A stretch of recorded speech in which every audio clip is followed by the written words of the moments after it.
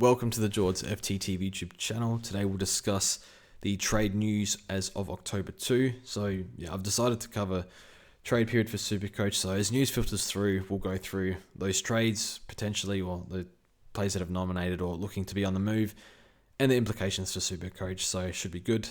And yeah, if there's anything you want me to cover, any players, let me know in the comments. I can either record a video, include it in a video, or I can just type a comment in there. So feel free to let me know or leave any sort of comment you want. So the first one that I'm excited for, and I think we have our M8, is Robertson off to West Coast. Now, in the VFL, he has posted a few 140s, so getting 35 plus touches. He can score. He's always had that junior accumulation. Is he good enough to be an AFL level mid? I mean, it's been almost impossible to break that Brisbane midfield. Like, I don't need to reel off the names, but yeah, like the best mids at some clubs wouldn't even get a single centre bounce at Brisbane. That's how good their midfield is. It's so good, and we saw that in the grand final. But looks like the opportunity will be there at West Coast. Now, West Coast, I wouldn't completely bank on him getting a lot of mid clock because Yo could be back. Tim Kelly, do they put him in the midfield? Elijah Hewitt, Harley Reid, obviously. They sort of liked Hoff in there. Plus Deb. That's like 6 names that can go through there, plus whoever else. I don't know who else. But one to watch for sure in terms of role, whether he's fieldable or not. But for me, I think, even if because he's done wing and half forward roles in the past, even if he's doing something like that, I'm happy to put him at M8 because I think he can do 60 plus in that. And yeah, no sub rule will be good. If it's mid-clock, I'm not sure what he'll average, but definitely want to field him. So for me, he's going to be an on-field rookie. So when SuperCoach opens, chuck him in. He should be able to make the 23 at West Coast, you would think, given the lack of quality on that list. But they'll come good in time. West Coast just need a bit more time. The next one is Oliver. So this is interesting because Melbourne pretty much, listening to Trade Radio today, and also, Trade Radio has been good, because I listen to a lot of that. I'm in the car a lot, and you just hear all the latest news and sort of hear X-plays and the opinion on stuff and whatnot. But with Clayton Oliver here, so basically Stephen King, so Clayton Oliver will leave 100%. He's gone to Melbourne unless no club wants him. But what's happened today was Stephen King had an interview with him, so 6 days before trade period starts, and he pretty much said, we're looking for you to play a new role for us next year. And for him to tell him that right before trade period, and clearly Oliver was pissed off. If you saw on Twitter or on 7 News, Mitch Cleary tried to interview him, told him to F off, said, I hate that C word. It's kind of funny. Well, depends if you find that funny or not. But Mitch was just trying to do his job, so it is what it is. But yeah, he's gone, and they pretty much the way that they sort of told him the new role is and the timing of it, they pretty much said, we're going to trade you. They should have just said, pack your bags. I really don't like how they went about that to Oliver, given the timing of it. So I don't know. Yeah, they should have just said, we'll pay some of your salary, go interview other clubs, make some phone calls, mate. So yeah, he's definitely gone. The 3 clubs that Tom Morris floated, GWS, Adelaide, and the Pies. For me, I think the best fit is definitely the Giants because I think they definitely lack midfield depth. They're not really using Bedford in there. Josh Kelly's injury prone. Might be out for the year if he goes with that surgery. And Cogs is sort of injury prone as well. So maybe they can throw Harvey Thomas in there a bit. But yeah, they were saying that Oliver, his last few games, he showed a bit better signs. Did ton 4 times in the last 6 games, whereas I think he's only tunned 7 or 8 times for the whole year. So there has been a little bit of improvement there. Does that carry on into next year? A new environment might do him some good. I'm not confident enough in Oliver. Definitely improved this year, but it seems like people seem to think, well, certainly on Trade Radio, that he's not covering the ground like he used to. And the TOG, with 23 players on the field, these inside mids, I don't think they need to play this unless it's like a superstar mid in their prime. I can see Oliver sort of getting TOG in the 70s, where he used to be pushing 90 TOG. So I can't see 120 plus. Could he get to that 105, 110 mark? Not sure. And even then, that's probably just fallen short. So probably not relevant, but I think it's worth, just because he's done massive numbers before, it's worth keeping an eye on, I think. So probably not my plans at the moment, but yeah, sort of interesting, and hope the best for him. So Archie to the Crows. Archie's not relevant himself, but what this might mean, and this is one, keep an eye on this for draft. Josh Rashelli. Look, I've given up on what Matthew Nicks's plans for the Crows midfield is. He has had 6-7 years at that club now, and he still doesn't know what he's doing in the midfield. Changes all the time, and yeah, just threw it out the window in the finals and just threw every name he could think of in there. So that I won't start because I'm very Nicks out. I was probably Nicks in for like 4 weeks there towards the end of the season, but that final is just, yeah, I'm back on the Nicks out train. But that's another story. But Rankin as well is relevant here because you'd think he'd get good mid-time and maybe he's a starting pick next year. But yeah, again, it's sort of hard to guess. But Rashelli, so the reason why I want to talk about Rashelli, I was looking through his numbers. He averaged, when you take out the 4 games he was sub, he averaged 80. And he's priced at 68. So there's a bit of natural upside there. And that was only on 6% CBAs for the year. I think we'll get some sort of bump. Whether that's 20%, 40%, I don't know. But yeah, to average 80 playing pretty much pure forward, 6% CBAs, that's very promising. And he did have a big preseason as well. So one for draft, if he can get a bump to 20, 30% CBAs, we could see 85 plus here. It's not enough, but I think he'll make money. And yeah, for draft, I think you can pencil him in, estimate, maybe he can do 85 with a little bit of mid-clock. So sneaky one there. See what he can do. Full breakout with a lot of mid-time. Who knows? But yeah, trying to guess the Crows mid-rotation. Honestly, no idea what will happen there.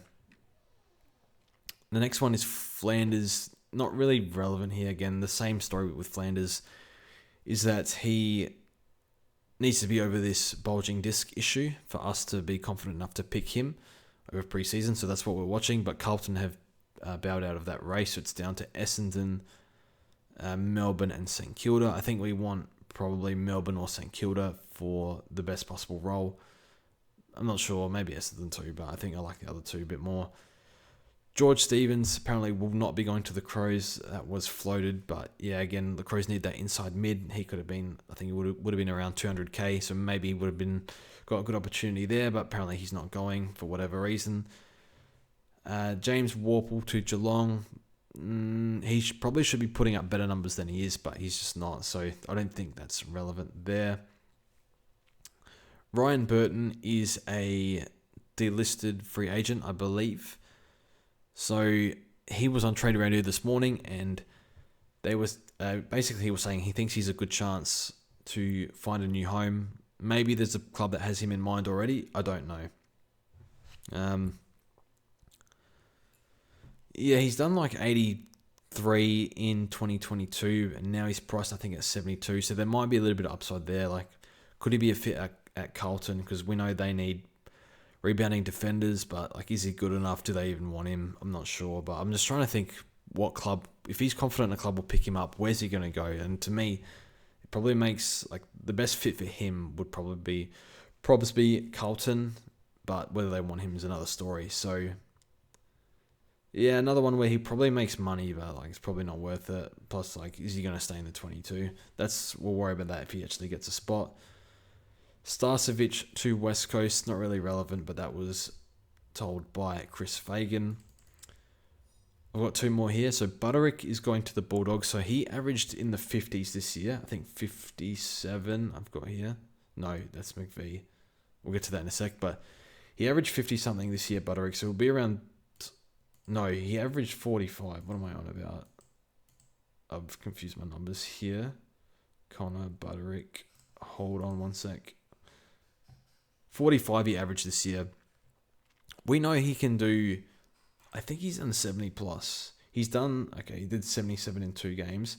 He's done 65 plus before. So potentially 20 points of upside there. Now, what's his role going to be at the Dogs? Forward this year, most likely they're recruiting him to play as a defender.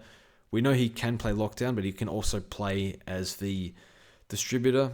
It seems what's reported is probably going to play that lockdown role, like the Dre's role or something like that. So 240k, I do wish he was that 170, 180k mark, because that's where I'd be quite happy to go there. But at 240, I think he's just that steep, too expensive, unfortunately. But we'll make money, so things would have to be pretty bad for us to go there if he's playing lockdown. But I think we'll just watch the role, and if any comms comes out, we like him in this role, freed up as a dashing halfback defender, then we can really seriously consider it. But at this stage, we'll need to see and hear that. Yeah, lockdown defender for 240k. Good blood.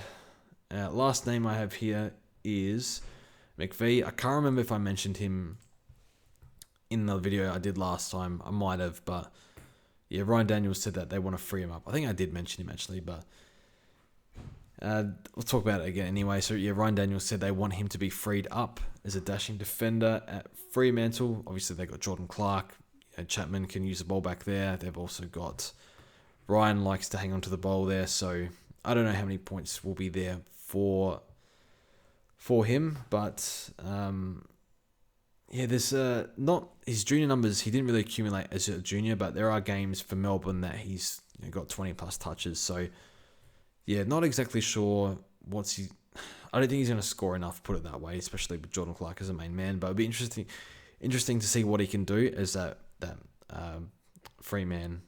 Also, he's had a bad hammy as well, so preferably we don't like players with soft tissue history, but full preseason, most people don't worry about that. So yeah, that's the trade update for me. Every few days, I think we'll do one as things come through. The Petracca deal apparently will be announced, or his nominated club, in the next few days. Apparently, he's flown to Gold Coast either today or tomorrow. I think he'll probably go to Gold Coast, because if you're seeing Matthew Nicks and you're seeing Damien Hardwick, I think you'd be stupid to not go with Damien Hardwick. And I think Petracca's a smart dude, so I think he'll pick Gold Coast based on that. Here's hoping I'm wrong, so he comes to the Crows, but that's just how it is, unfortunately. So that'll be interesting. I guess also with Oliver and Petracca most likely leaving, I think we just touch on Harvey Langford, who for some reason played a lot of wing time this year, which made no sense, especially with Viney looking in decline. Average 71 off. Let's look at his CBAs. He should have spoken about this before. He only got 10% CBAs. That's crazy. Average 71. So he's definitely going to get a big bump. His last game, he scored 124 with no CBAs. That's crazy. Look at the heat map.